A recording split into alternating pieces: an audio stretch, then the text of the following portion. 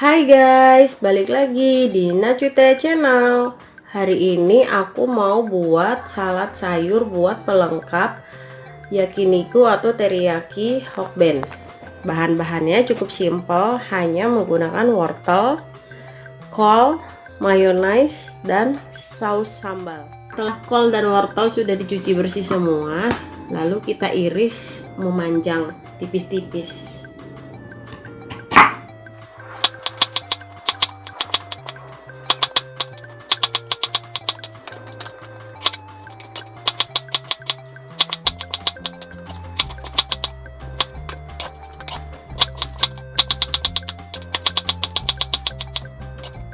Lalu kita iris kolnya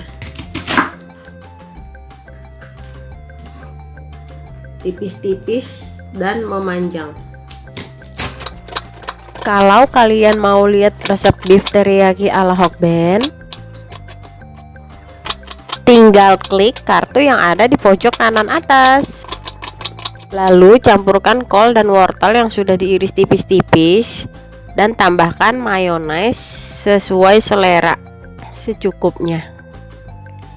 Lalu aduk rata hingga meresap semua.